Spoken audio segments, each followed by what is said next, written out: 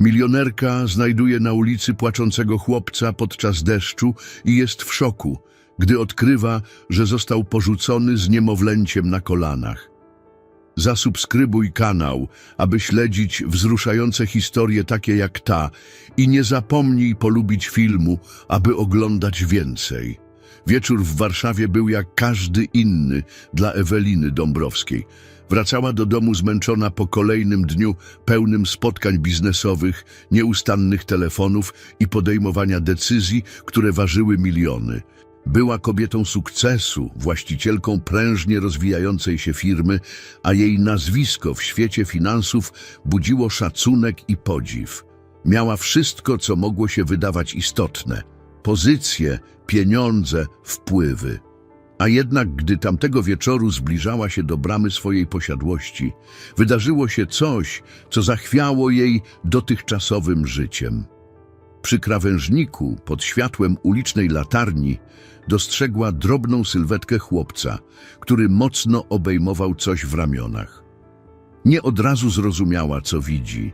Z daleka wyglądało to, jakby ściskał stertę ubrań, może plecak, ale gdy zrobiła kilka kroków w jego stronę, zauważyła, że to niemowlę. Maleńka dziewczynka, otulona zbyt cienkim kocykiem, spała wtulona w chłopca, który siedział na zimnym chodniku, drżąc. Ewelina zatrzymała się. Nie była osobą, która często dawała się ponieść emocjom, ale widok dzieci pozostawionych samych sobie wzbudził w niej niepokój, który nie pozwalał jej odejść. — Co ty tutaj robisz? — zapytała, kucając przy nim. Chłopiec uniósł głowę i spojrzał na nią ostrożnie. Miał duże, jasne oczy, w których odbijało się coś, co Ewelina znała aż za dobrze – strach. Nie taki zwyczajny lęk dziecka, które zgubiło się w sklepie czy dostało burę od rodzica. To był głęboki, dojrzały strach kogoś, kto widział więcej niż powinien. — Nie mam dokąd pójść — wyszeptał, tuląc niemowlę jeszcze mocniej. Jego głos był cichy, niemal niesłyszalny, jakby obawiał się, że ktoś może ich usłyszeć i zabrać mu siostrę. Ewelina poczuła, jak coś ściska jej serce. — Jak się nazywasz? — Szymon — odpowiedział, a potem po chwili wahania dodał: — A to Zosia. Dziewczynka poruszyła się lekko, ale nie otworzyła oczu. Ewelina dostrzegła, że jej buzia była blada, a usta spierzchnięte. Nie wyglądała dobrze. — Gdzie są wasi rodzice? — zapytała ostrożnie. Tym razem Szymon odwrócił wzrok. Zamilkł, jakby każde słowo było dla niego trudne do wypowiedzenia. — Odeszli — powiedział w końcu. — Zostawili nas. Ewelina wstrzymała oddech. Nie miała dzieci, nigdy nie pragnęła macierzyństwa, ale myśl o tym, że ktokolwiek mógłby porzucić własne potomstwo w tak okrutny sposób, była dla niej niewyobrażalna. Przez chwilę panowała cisza. Szymon patrzył na nią nieufnie, jakby zastanawiał się, czy może jej zaufać, a Ewelina wiedziała, że ma tylko jedną szansę, by go przekonać. — Nie możecie tu zostać — powiedziała stanowczo, wyciągając do niego rękę. — Chodźcie ze mną. Szymon zawahał się. Nie ufał obcym, ale potem spojrzał na Zosię. Jej delikatne ciałko wydawało się coraz bardziej wiotkie. — Dobrze — szepnął. Ewelina od razu zadzwoniła do Heleny, swojej wieloletniej gospodyni. — Musimy przygotować pokój dla dzieci i ciepłą kąpiel. Są w złym stanie — powiedziała, a ton jej głosu nie pozostawiał miejsca na dyskusję. Helena znała Ewelinę na tyle dobrze, by wiedzieć, że gdy podejmuje decyzję, nie ma odwrotu. — Już się tym zajmuję — odparła krótko i natychmiast ruszyła do działania. Kiedy dotarli do rezydencji, Ewelina zobaczyła, jak Szymon kurczowo trzyma Zosię, jakby bał się, że ktoś mu ją odbierze. — Jesteście bezpieczni — powiedziała, kładąc mu dłoń na ramieniu. — Obiecuję. Ale chłopiec nie wyglądał, jakby jej wierzył. Helena przyniosła czyste ubrania i przygotowała kąpiel. Zosia została delikatnie ułożona w ciepłej wodzie, a Szymon siedział obok, nie spuszczając jej z oczu. — Nie zostawię jej — powtarzał raz za razem. Ewelina usiadła naprzeciwko niego. — Nie musisz Kiedy Zosia była już przebrana, a Szymon miał na sobie świeże ubrania, Helena podała mu talerz ciepłej zupy. Chłopiec spojrzał na jedzenie nieufnie, ale głód zwyciężył. Zaczął jeść, nie wypuszczając Zosi z rąk. Ewelina obserwowała go uważnie. Szymon, powiesz mi prawdę? Zatrzymał łyżkę w połowie drogi do ust. Już mówiłem, odeszli. Ale dlaczego? Zawahał się. Nie wiem. Ewelina nie była przekonana. Szymon, jeśli mam wam pomóc, muszę wiedzieć więcej. Chłopiec spuścił wzrok. Nie wolno mi mówić. Helena i Ewelina spojrzały na siebie. To nie była tylko historia porzuconych dzieci. Tu kryło się coś więcej. I choć tej nocy jeszcze tego nie wiedziały, wkrótce miało się okazać, że prawda jest znacznie mroczniejsza niż mogły przypuszczać. Poranek w rezydencji Eweliny Dąbrowskiej upływał w ciszy, przerywanej jedynie cichymi dźwiękami dochodzącymi z pokoju dziecięcego. Szymon od samego rana nie odstępował Zosi na krok. Każdy jego ruch był pełen czujności, jakby spodziewał się, że ktoś w każdej chwili może go rozdzielić z siostrą. Ewelina przyglądała się temu z oddali. Niepokoiło ją, jak bardzo chłopiec był spięty, jak ciężar odpowiedzialności, który dźwigał, zdawał się go przytłaczać. Nie był to zwyczajny strach dziecka, które straciło rodziców. To było coś więcej, jakby wiedział, że to nie koniec ich problemów. Nie zdążyła jednak o tym dłużej pomyśleć, gdy Helena pojawiła się w progu salonu. Pani Ewelino, ktoś przyszedł. Mówi, że to pilne. Kobieta zmarszczyła brwi. Nie spodziewała się nikogo. Kto to? Piotr Kowalski. Ewelina spojrzała na Helenę badawczo. Wpuść go. Helena skinęła głową i zniknęła za drzwiami. Chwilę później do salonu wszedł mężczyzna w średnim wieku, ubrany w elegancki, choć lekko zmięty garnitur. Piotr Kowalski był jej sąsiadem, ale także znanym w Warszawie doradcą biznesowym. Jego zwykle opanowane spojrzenie teraz było pełne niepokoju. Musimy porozmawiać, powiedział natychmiast, rozglądając się wokół, jakby upewniał się, że nikt ich nie podsłuchuje. O co chodzi? Ewelina wskazała mu miejsce na kanapie, ale Piotr nie usiadł. Słyszałem, że przygarnęłaś 2 dzieci. Skąd o tym wiesz? W Warszawie informacje rozchodzą się szybciej niż myślisz. Jego ton był poważny. Ale to nie wszystko. Otrzymałem wiadomości o ich rodzicach.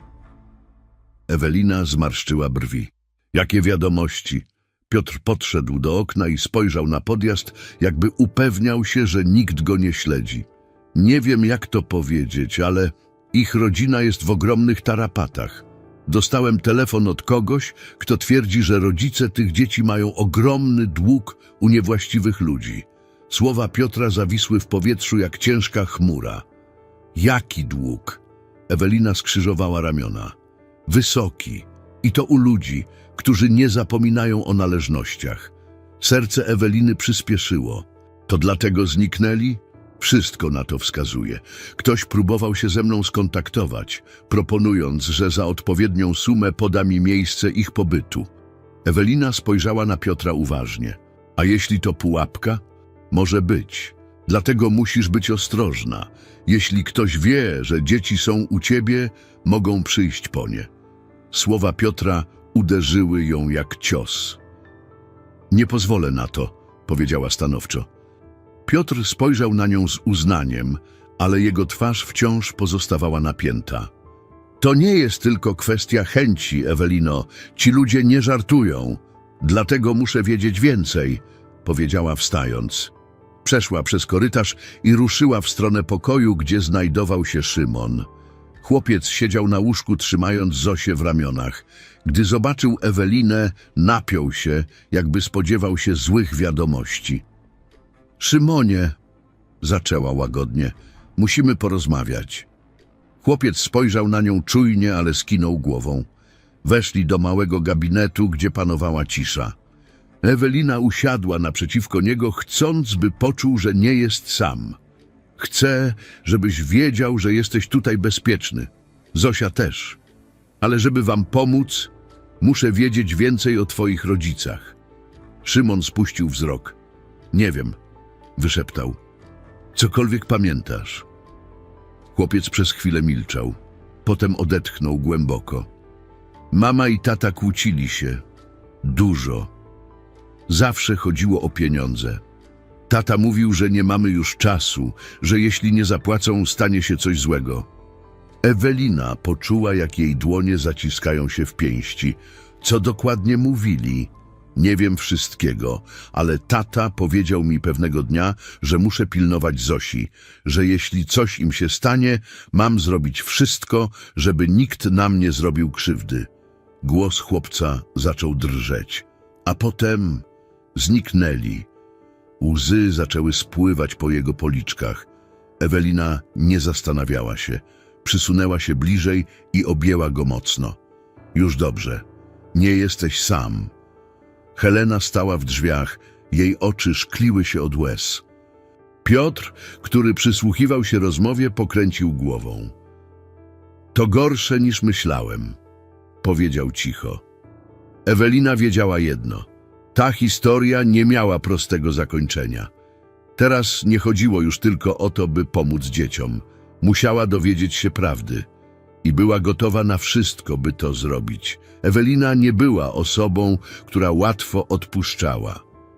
Kiedy coś budziło jej podejrzenia, dążyła do prawdy z determinacją, która nie pozwalała jej spać spokojnie. Dlatego, gdy dowiedziała się, gdzie przebywają rodzice Szymona i Zosi, nie wahała się ani chwili. Wynajęła prywatnego detektywa, skonsultowała się z prawnikiem i przygotowała się na konfrontację, której finał mógł zmienić wszystko. Marek i Ania Lewandowscy ukrywali się w wynajętym pokoju na obrzeżach Warszawy, w tanim motelu, który widział już lepsze czasy. Budynek był ponury, ściany nosiły ślady wilgoci, a korytarze pachniały mieszaniną dymu papierosowego i stęchlizny. Ewelina w towarzystwie 2 ochroniarzy i swojego prawnika przekroczyła próg i zapukała stanowczo do pokoju numer 17. Z wnętrza dobiegł przytłumiony głos, a po chwili drzwi uchyliły się ostrożnie. Marek Lewandowski, wychudzony, z podkrążonymi oczami, spojrzał na nią nieufnie. Gdy jego wzrok padł na 2 postawne sylwetki stojące za jej plecami, jego twarz stężała. Kim pani jest? Zapytał szorstko. Ewelina nie miała ochoty na grzeczności. Jestem osobą, która zaopiekowała się waszymi dziećmi po tym, jak je zostawiliście na ulicy. Marek zamarł. W tym samym momencie z łóżka podniosła się Ania, blada i wyraźnie osłabiona. Szymon, Zosia. Jej głos się załamał. Tak, są bezpieczni. Na szczęście. Ewelina weszła do pokoju, nie czekając na zaproszenie. Ale nie dzięki wam. Marek przełknął ślinę i nerwowo przeczesał dłonią włosy. Nie rozumie pani. Nie, to wy nie rozumiecie. Głos Eweliny był chłodny, ale pełen wściekłości. Zostawiliście dzieci same, bez żadnego wyjaśnienia. Szymon bał się każdego dźwięku, każdej obcej twarzy, bo myślał, że ktoś go zabierze. A Zosia była bliska odwodnienia, gdy ją znalazłam. Ania załkała i ukryła twarz w dłoniach. Myślicie, że mnie obchodzą wasze wymówki? Kontynuowała Ewelina. Że możecie powiedzieć przepraszamy i wszystko wróci do normy? Marek spuścił wzrok. Nie mieliśmy wyboru. Zawsze jest wybór, rzuciła. Nie było! Marek nagle uniósł głos, jego oczy błysnęły desperacją. Dostawaliśmy groźby, długi rosły. Ludzie, którym byliśmy winni pieniądze, powiedzieli, że jeśli nie zapłacimy, oni nie będą mieli litości. Ewelina patrzyła na niego twardo. Więc zamiast szukać pomocy, zostawiliście dzieci na pastwę losu? Chcieliśmy je ochronić. Ania nagle podniosła głowę. Jej twarz była mokra od łez. Myśleliśmy, że jeśli nas nie znajdą, to przynajmniej dzieciom nic się nie stanie. I w tym celu zostawiliście je na ulicy, bez żadnej gwarancji, że ktokolwiek się nimi zajmie? Ewelina nie mogła powstrzymać goryczy w głosie. Nie mogliśmy wymyślić nic lepszego. Marek opadł na łóżko, jakby całkowicie pozbawiony sił. Wiem, że to brzmi jak wymówka, ale to była jedyna opcja, jaką widzieliśmy. W pokoju zapadła cisza, przerywana jedynie szlochem Ani. Ewelina wzięła głęboki oddech. Macie pojęcie, co Szymon powiedział mi wczoraj? Że jego ojciec kazał mu chronić Zosię. Że był gotów oddać wszystko, byleby jej nie stracić. Ten chłopiec nosił na swoich barkach ciężar, którego nawet dorośli nie powinni dźwigać. Ania zaszlochała jeszcze głośniej. My nie zasługujemy na ich przebaczenie. Ewelina zmierzyła ich spojrzeniem. Może nie, ale zasługują na rodziców, którzy spróbują to naprawić. Marek uniósł głowę. Co pani proponuje? Zatrzymam dzieci u siebie, dopóki nie staniecie na nogi. Jej głos był twardy. Znajdę wam pomoc prawną i finansową, ale pod jednym warunkiem. Jakim? Nigdy więcej ich nie zostawicie. Marek i Ania spojrzeli na siebie, a potem powoli skinęli głowami. Zrobimy wszystko, żeby to naprawić, powiedział Marek. Ewelina nie odpowiedziała. Zostawiła ich z tą obietnicą i wróciła do domu. Kiedy opowiedziała wszystko Szymonowi, chłopiec przez długi czas milczał. Patrzył na nią uważnie, jakby ważył każde jej słowo. Więc nie odeszli, bo nas nie chcieli? Zapytał cicho. Nie. Odeszli, bo byli zbyt przerażeni, żeby widzieć inną drogę. Szymon opuścił głowę, jego dłonie zacisnęły się na materiale spodni. Ale nadal nas kochają? Tak. I teraz muszą udowodnić, że są warci tej miłości. Chłopiec nie odpowiedział, ale w jego oczach pojawiła się iskra nadziei. Mijały miesiące, a życie każdego z nich zmieniało się. Zosia zaczęła śmiać się częściej, a jej rączki bez wahania sięgały do Eweliny. Szymon powoli przestawał bać się świata, wracając do życia, które wcześniej wydawało się mu niemożliwe. A Marek i Ania walczyli. Z każdym dniem budowali siebie od nowa, wiedząc, że mają drugą szansę i że tym razem nie mogą jej zmarnować. Ewelina patrzyła na to wszystko z dystansu, a jednocześnie z uczuciem, które wcześniej było jej obce.